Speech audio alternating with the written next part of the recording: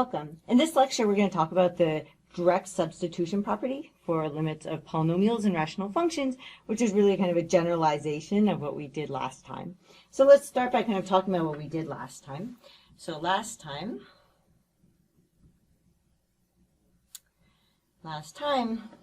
we had that the limit as x goes to pi, so we had a limit as x was going to pi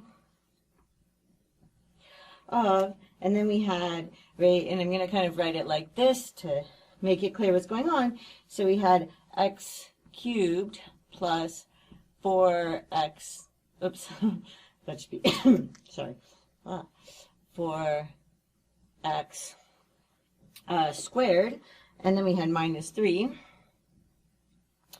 divided by, and then we had on the bottom, we had x squared. So I'm just replacing my variable, or making my variable orange to kind of indicate that that's what's going to pi here.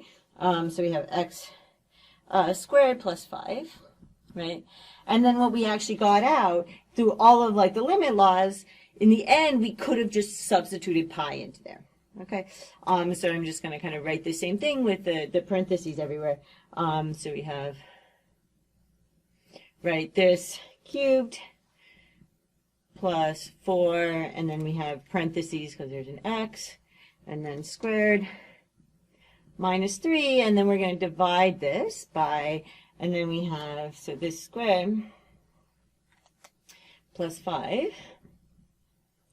Okay, and all we need to do is to plug our pi in every time where we have parentheses. So at first I replaced x with parentheses, then I just put in pi everywhere. And now we've evaluated our limit, so we no longer write limit there.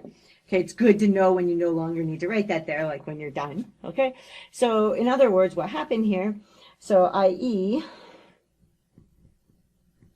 like applying the limit laws or plugging in pi gave the same thing. So i.e., maybe I'll say, like, write this on here, so applying the limit laws, so applying the limit laws or plugging in pi gave exactly the same thing, right? Gave exactly the same thing. And this is kind of, this is a powerful thing going on, exactly the same thing. Okay, so what is this an example of? So this is all an example of a particular property. So this is an example of this property. So this is a direct substitution property, and I'm going to have an abbreviation for this because it's kind of a long name. So this is a direct substitution property. So the direct substitution property, and we're going to abbreviate that by DSP. Okay, let's just kind of underline this. This is a direct substitution property. And what does it say? So here's kind of the setup, which is that if, right, we have that, what is everything we need? So we need that f is a polynomial or rational function. So f is a polynomial or rational function. Polynomial or rational function, right? Which is just a polynomial divided by a polynomial. Okay, so this is the first property that has to hold, and then we have another property, which is that this kind of a is in the domain of f. So a, right, which is what we're kind of taking the limit going to. So a is in the domain of f. So a is in the domain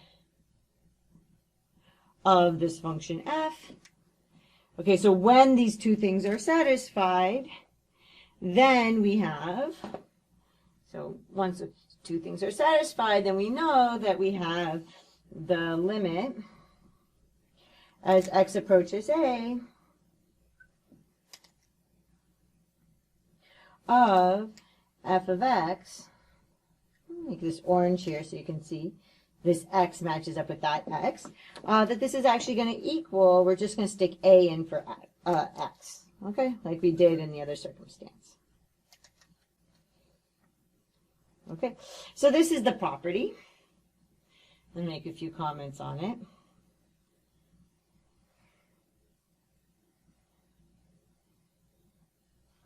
Okay, so the first part of it, right, tells us, so what does this first part tell us? The first part, and this is kind of important to know, you see people talking about theorems and it can be a little confusing as to what the two pieces tell you. So the if part tells me that these two properties must hold in order to apply the then statement, okay? So these two properties, and this will be something to check. So these two properties must hold. Okay, and I'm going to put in parentheses that you should check them. Okay. Must hold to apply the then statement. The then statement. Right, the second part. Okay. And then kind of what's going on in the second part here is that we can assume this holds as long as the two properties hold, okay? So we can assume this holds, that we can just stick the pi in as long as we're in the situation of the first two. So can assume holds, this holds as long as we're in the situation of the first two properties holding, as long as in the situation of the first two properties holding. So of the first two properties holding.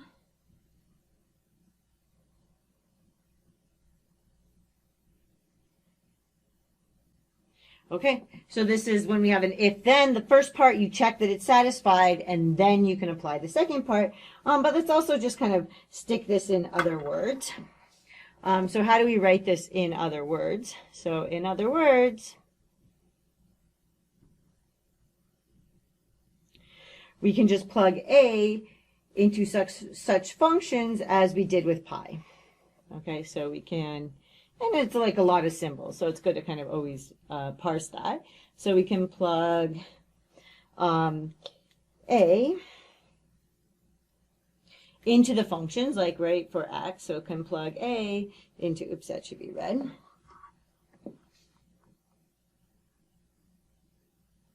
Okay, so we can plug a into such functions like polynomials or rational functions, and we're plugging it in for x. So this is 4x, or whatever your variable is, right? So for x, as we did with pi, right? This kind of a very generalizable setting, or at least as generalizable as when you have the first two conditions holding, okay? So it's just kind of another interpretation of what's going on here, okay? So what's going on here? If you have a rational function, which is polynomial divided by a polynomial, or a polynomial, and we know that this a, right, this a here, this a that you're taking the limit towards, if you know that that's in your domain, then you can just plug that in for your variable and your function everywhere, and for this x, okay? So hope that made some sense, and I'll see you in the next lecture.